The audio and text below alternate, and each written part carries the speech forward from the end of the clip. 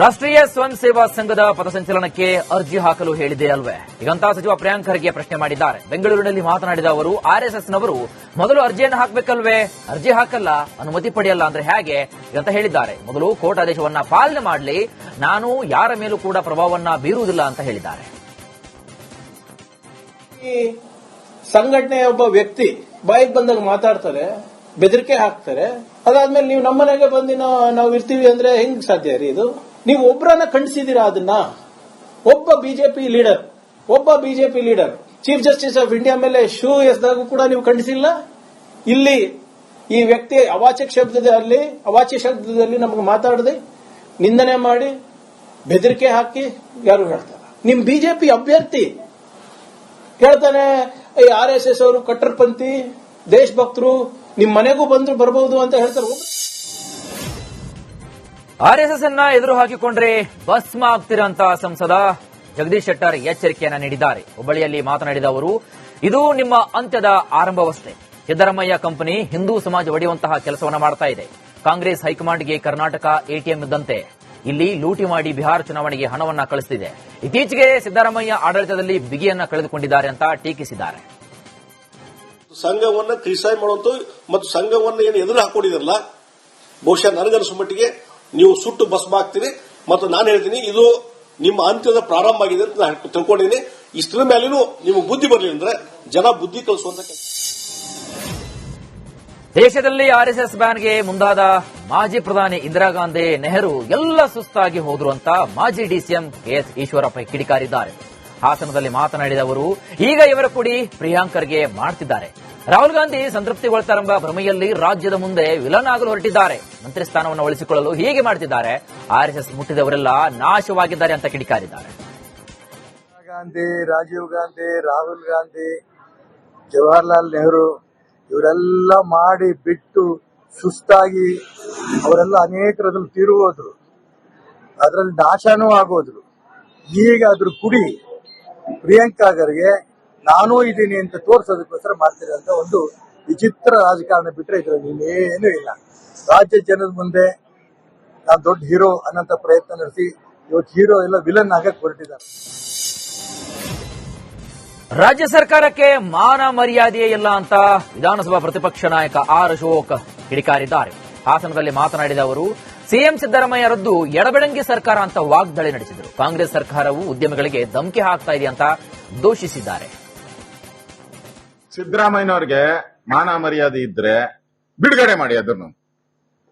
ಯಡಿಯೂರಪ್ಪ, ಬೊಮ್ಮಾಯಿ ಇಬ್ಬರು ನಮ್ಮ ಮುಖ್ಯಮಂತ್ರಿ ಆಗಿದ್ರು.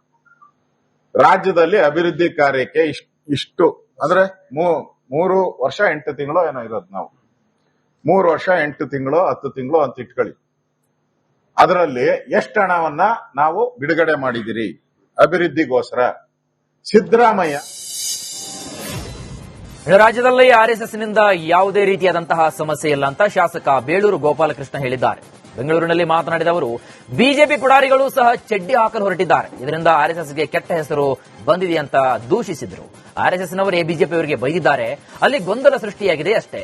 ಇನ್ನು ಯಾವುದೇ ಕಾರ್ಯಕ್ರಮ ಆದರೂ ಕೂಡ ಅನುಮತಿಯನ್ನ ಪಡಿಬೇಕು. ಆರ್ಎಸ್ಎಸ್ಗೆ ಹಾಗೆ ಬಿಡಲು ಇದೇನು ಛತ್ರನ ಅಂತ ಪ್ರಶ್ನೆ ಮಾಡಿದ್ದಾರೆ. ಮಾಡ್ಕೊಂಡು ಬಂದಿದ್ದಾರೆ. ನಾವೇನು ಎಲ್ಲೂ ಅವರಿಗೆ ಅಡಚಣೆಗಳು ಹಾಕಿಲ್ಲ, ಏನು ಹಾಕಿಲ್ಲ.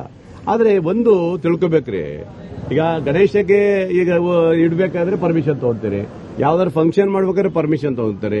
ಆದ್ರೆ ಏನು ನಿಮ್ಗೆ ಏನು ಹಾಗೆ RSS ಕೂಡ ಫ್ರೀ ಬಿಡಕ್ಕಿದೆ ಇದ ಛತ್ರನ? ಆ ತರ ಇರಬಾರ್ದು. ಅವರು ಸಹ ಒಂದು ಪರ್ಮಿಷನ್ ತಗೋಬೇಕು, ಹೋಗ್ಬೇಕು, ಮಾಡಿ. ಯಾರು ಬೇಡ ಅನ್ನೋದಲ್ಲ.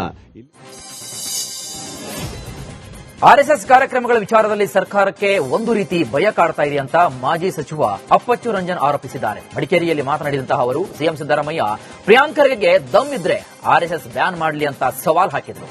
ದೇಶದಲ್ಲಿ ದಂಗೆಳುವಂತಹ ಪರಿಸ್ಥಿತಿ ಬರಬಹುದು. ಪ್ರಿಯಾಂಕ್ ಖರ್ಗೆಗೆ ತಾಕತ್ತಿದ್ರೆ ಅವರಪ್ಪ ಮಲ್ಲಿಕಾರ್ಜುನ್ ಖರ್ಗೆಯನ್ನ ಸಿಎಂ ಮಾಡಲಿ ಅಂತ ಹೇಳಿದ್ದಾರೆ. ಕಾಂಗ್ರೆಸ್ನಿಗೆ ಒಂದು ರೀತಿಯಲ್ಲಿ ಭಯ ಶುರುವಾಗಿದೆ. ಹಾಗಾಗಿ ಬ್ಯಾನ್ ಮಾಡಬೇಕು, ನಿರ್ಬಂಧ ಹಾಕಬೇಕು ಅಂತ ಹೇಳಿದ ಚಿಂತನೆಯನ್ನ ಪ್ರಿಯಾಂಕ್ ಖರ್ಗೆ ಅವರು ಮಾಡಿದ್ದಾರೆ. ಮುಖ್ಯಮಂತ್ರಿ ಪತ್ರವನ್ನು ಕೂಡ ಕಳಿಸಿದ್ದಾರೆ. ಮುಖ್ಯಮಂತ್ರಿಗಾಗಿ ಸಿದ್ದರಾಮಯ್ಯನವರಿಗಾಗಲಿ ಪ್ರಿಯಾಂಕ್ ಖರ್ಗೆ ಇರಲಿ ದಮ್ ಇದ್ರೆ, ತಾಕತ್ತಿದ್ರೆ ಅವರು ಬ್ಯಾನ್ ಮಾಡುವಂತ ಕೆಲಸ ಮಾಡಲಿ. ಅದರ ಜೊತೆಗೆ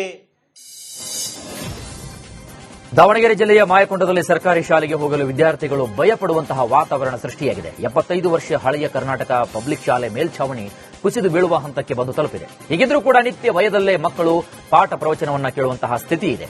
400 ವಿದ್ಯಾರ್ಥಿಗಳಿಗೆ ಕೇವಲ 18 ಕೊಠಡಿಗಳಿದ್ದರೂ 5 ಕೊಠಡಿಗಳಲ್ಲಿ ಮಾತ್ರ ಪಾಠ ಪ್ರವಚನ ನಡೆಯುತ್ತೆ. ಇನ್ನು ಉಳಿದ ಎಲ್ಲ ಕೊಠಡಿಗಳು ಹಾಳಾಗಿವೆ. ದೀಪಾವಳಿಗೆ ಪಟಾಕಿ ಹಚ್ಚುವಾಗ ಮಕ್ಕಳು ಜಾಗೃತವಾಗಿರಬೇಕು. ಸ್ವಲ್ಪ ಎಚ್ಚರ ತಪ್ಪಿದ್ರೂ ಕೂಡ ಕಣ್ಣುಗಳಿಗೆ ಅಪಾಯಕಾರಿಯಾಗುತ್ತೆ. ಪಟಾಕಿ ಹಚ್ಚುವಾಗ ಜನರು ಸಾಮಾನ್ಯ ಅಂತರವನ್ನ ಕಾಯ್ದುಕೊಳ್ಳಲೇಬೇಕು. ಟುಸ್ಸಾದಂತಹ ಪಟಾಕಿಗಳನ್ನ ಮತ್ತೆ ಹಚ್ಚಲು ಹೋಗಬಾರದು. ಪಟಾಕಿ ಹಚ್ಚುವಂತಹ ಸಂದರ್ಭದಲ್ಲಿ ಮಕ್ಕಳ ಮೇಲೆ ಪೋಷಕರು ನಿಗಾ ಇರಿಸಬೇಕಾಗಿದೆ. ನೌಕಾಪಡೆ ಯೋಧರೊಂದಿಗೆ ಪ್ರಧಾನಿ ನರೇಂದ್ರ ಮೋದಿ ದೀಪಾವಳಿಯನ್ನು ಆಚರಿಸಿದ್ದಾರೆ. ಕಾರವಾರ ಗೋವಾ ತೀರದಲ್ಲಿ ಐಎನ್ಎಸ್ ವಿಕ್ರಾಂತ್ನಲ್ಲಿ ಸೈನಿಕರ ಜೊತೆಗೆ ಪ್ರಧಾನಿ ನರೇಂದ್ರ ಮೋದಿ ಹಬ್ಬವನ್ನು ಆಚರಿಸುವ ಮೂಲಕ ವೀರ ಸೈನಿಕರಿಗೆ ನೈತಿಕ ಸ್ಥೈರ್ಯವನ್ನು ತುಂಬಿದ್ದಾರೆ. ಇನ್ನು ಇದೇ ವೇಳೆ ಸೈನಿಕರನ್ನ ಉದ್ದೇಶಿಸಿ ಪ್ರಧಾನಿ ಮೋದಿ ಅವರು ಮಾತನಾಡಿದ್ದಾರೆ. ಬ್ರಹ್ಮೋಸ್ ಮತ್ತು ಆಕಾಶ ಕ್ಷಿಪಣಿಗಳು ಸಾಮರ್ಥ್ಯವನ್ನ ತೋರಿಸ್ತಾ ಇವೆ. ಬ್ರಹ್ಮೋಸ್ ಕ್ಷಿಪಣಿ ಹೆಸರು ಕೇಳ್ತಾ ಇದ್ದಂತೆ ಕೆಲವರಿಗೆ ನಡುಕ ಶುರುವಾಗುತ್ತೆ ಅಂತ ಎನ್ನುವ ಮೂಲಕ ರಣಹೇಡಿ ಪಾಕಿಸ್ತಾನದ ವಿರುದ್ಧ ವಾಗ್ದಾಳಿ ನಡೆಸಿದ್ದಾರೆ. ರಾಷ್ಟ್ರೀಯ ಸ್ವಯಂ ಸೇವಾ ಸಂಘದ ಪಥಸಂಚಲನಕ್ಕೆ ಅರ್ಜಿ ಹಾಕಲು ಹೇಳಿದೆ ಅಲ್ವೇ? ಹೀಗಂತ ಸಚಿವ ಪ್ರಿಯಾಂಕ್ ಖರ್ಗೆ ಪ್ರಶ್ನೆ ಮಾಡಿದ್ದಾರೆ. ಬೆಂಗಳೂರಿನಲ್ಲಿ ಮಾತನಾಡಿದ ಅವರು, ಆರ್ಎಸ್ಎಸ್ನವರು ಮೊದಲು ಅರ್ಜಿಯನ್ನು ಹಾಕಬೇಕಲ್ವೇ? ಅರ್ಜಿ ಹಾಕಲ್ಲ, ಅನುಮತಿ ಪಡೆಯಲ್ಲ ಅಂದ್ರೆ ಹೇಗೆ ಅಂತ ಹೇಳಿದ್ದಾರೆ. ಮೊದಲು ಕೋರ್ಟ್ ಆದೇಶವನ್ನ ಪಾಲನೆ ಮಾಡಲಿ, ನಾನು ಯಾರ ಮೇಲೂ ಕೂಡ ಪ್ರಭಾವವನ್ನ ಬೀರುವುದಿಲ್ಲ ಅಂತ ಹೇಳಿದ್ದಾರೆ.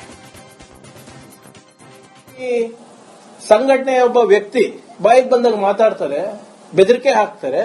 ಅದಾದ್ಮೇಲೆ ನೀವು ನಮ್ಮನೆಗೆ ಬಂದು ನಾವು ಇರ್ತೀವಿ ಅಂದ್ರೆ ಹೆಂಗ್ ಸಾಧ್ಯ ರೀ ಇದು? ನೀವು ಒಬ್ಬರನ್ನ ಖಂಡಿಸಿದೀರಾ ಅದನ್ನ? ಒಬ್ಬ BJP leader chief justice of India ಮೇಲೆ ಶೂ ಎಸ್ದಾಗೂ ಕೂಡ ನೀವು ಖಂಡಿಸಿಲ್ಲ. ಇಲ್ಲಿ ಈ ವ್ಯಕ್ತಿ ಅವಾಚ್ಯ ಶಬ್ದದಲ್ಲಿ ನಮಗೆ ಮಾತಾಡದೆ ನಿಂದನೆ ಮಾಡಿ ಬೆದರಿಕೆ ಹಾಕಿ ಯಾರು ಹೇಳ್ತಾರೆ? ನಿಮ್ ಬಿಜೆಪಿ ಅಭ್ಯರ್ಥಿ ಹೇಳ್ತಾನೆ, ಈ RSS ಅವರು ಕಟ್ಟರ್ಪಂಥಿ ದೇಶಭಕ್ತರು, ನಿಮ್ ಮನೆಗೂ ಬಂದ್ರು ಬರಬಹುದು ಅಂತ ಹೇಳ್ತಾರೆ. ಆರ್ಎಸ್ಎಸ್ ಅನ್ನ ಎದುರು ಹಾಕಿಕೊಂಡ್ರೆ ಭಸ್ಮ ಆಗ್ತೀರಾ ಅಂತ ಸಂಸದ ಜಗದೀಶ್ ಶೆಟ್ಟರ್ ಎಚ್ಚರಿಕೆಯನ್ನ ನೀಡಿದ್ದಾರೆ. ಹುಬ್ಬಳ್ಳಿಯಲ್ಲಿ ಮಾತನಾಡಿದ ಅವರು, ಇದು ನಿಮ್ಮ ಅಂತ್ಯದ ಆರಂಭವಷ್ಟೇ. ಸಿದ್ದರಾಮಯ್ಯ ಕಂಪನಿ ಹಿಂದೂ ಸಮಾಜ ಒಡೆಯುವಂತಹ ಕೆಲಸವನ್ನ ಮಾಡ್ತಾ ಇದೆ. ಕಾಂಗ್ರೆಸ್ ಹೈಕಮಾಂಡ್ಗೆ ಕರ್ನಾಟಕ ಎಟಿಎಂ ಇದ್ದಂತೆ. ಇಲ್ಲಿ ಲೂಟಿ ಮಾಡಿ ಬಿಹಾರ ಚುನಾವಣೆಗೆ ಹಣವನ್ನ ಕಳಿಸುತ್ತಿದೆ. ಇತ್ತೀಚೆಗೆ ಸಿದ್ದರಾಮಯ್ಯ ಆಡಳಿತದಲ್ಲಿ ಬಿಗಿಯನ್ನ ಕಳೆದುಕೊಂಡಿದ್ದಾರೆ ಅಂತ ಟೀಕಿಸಿದ್ದಾರೆ. ಸಂಘವನ್ನ ಕ್ರಿಟಿಸೈಸ್ ಮಾಡುವಂತ ಮತ್ತು ಸಂಘವನ್ನ ಏನು ಎದುರು ಹಾಕೊಂಡಿದ್ರಲ್ಲ, ಬಹುಶಃ ನನಗನ್ನಿಸುವ ಮಟ್ಟಿಗೆ ನೀವು ಸುಟ್ಟು ಭಸ್ಮ ಆಗ್ತೀರಿ. ಮತ್ತು ನಾನು ಹೇಳ್ತೀನಿ, ಇದು ನಿಮ್ಮ ಅಂತ್ಯದ ಪ್ರಾರಂಭ ಆಗಿದೆ ಅಂತ ನಾನು ತಿಳ್ಕೊಂಡಿದ್ದೀನಿ. ಇಷ್ಟರ ಮೇಲೂ ನೀವು ಬುದ್ಧಿ ಬರಲಿ ಅಂದ್ರೆ ಜನ ಬುದ್ಧಿ ಕಲಿಸುವಂತ ಕೆಲಸ. ದೇಶದಲ್ಲಿ ಆರ್ಎಸ್ಎಸ್ ಬ್ಯಾನ್ಗೆ ಮುಂದಾದ ಮಾಜಿ ಪ್ರಧಾನಿ ಇಂದಿರಾ ಗಾಂಧಿ, ನೆಹರು ಎಲ್ಲ ಸುಸ್ತಾಗಿ ಹೋದ್ರು ಅಂತ ಮಾಜಿ ಡಿಸಿಎಂ ಕೆಎಸ್ ಈಶ್ವರಪ್ಪ ಕಿಡಿಕಾರಿದ್ದಾರೆ. ಹಾಸನದಲ್ಲಿ ಮಾತನಾಡಿದ ಅವರು, ಈಗ ಇವರ ಕುಡಿ ಪ್ರಿಯಾಂಕ್ ಖರ್ಗೆ ಮಾಡ್ತಿದ್ದಾರೆ. ರಾಹುಲ್ ಗಾಂಧಿ ಸಂತೃಪ್ತಿಗೊಳ್ತಾರೆಂಬ ಭ್ರಮೆಯಲ್ಲಿ ರಾಜ್ಯದ ಮುಂದೆ ವಿಲನ್ ಆಗಲು ಹೊರಟಿದ್ದಾರೆ. ಮಂತ್ರಿ ಸ್ಥಾನವನ್ನು ಉಳಿಸಿಕೊಳ್ಳಲು ಹೀಗೆ ಮಾಡ್ತಿದ್ದಾರೆ. ಆರ್ಎಸ್ಎಸ್ ಮುಟ್ಟಿದವರೆಲ್ಲ ನಾಶವಾಗಿದ್ದಾರೆ ಅಂತ ಕಿಡಿಕಾರಿದ್ದಾರೆ. ಗಾಂಧಿ, ರಾಜೀವ್ ಗಾಂಧಿ, ರಾಹುಲ್ ಗಾಂಧಿ, ಜವಾಹರ್ಲಾಲ್ ನೆಹರು ಇವರೆಲ್ಲ ಮಾಡಿ ಬಿಟ್ಟು ಸುಸ್ತಾಗಿ ಅವರೆಲ್ಲ ಅನೇಕರದಲ್ಲಿ ತೀರುವುದ್ರು, ಅದರಲ್ಲಿ ನಾಶನೂ ಆಗೋದ್ರು. ಈಗ ಅದ್ರ ಕುಡಿ ಪ್ರಿಯಾಂಕಾ ಖರ್ಗೆ ನಾನೂ ಇದ್ದೀನಿ ಅಂತ ತೋರ್ಸೋದಕ್ಕೋಸ್ಕರ ಮಾಡ್ತಿರೋಂಥ ಒಂದು ವಿಚಿತ್ರ ರಾಜಕಾರಣ ಬಿಟ್ಟರೆ ಇದರಲ್ಲಿ ಇನ್ನೇನೂ ಇಲ್ಲ. ರಾಜ್ಯ ಜನದ ಮುಂದೆ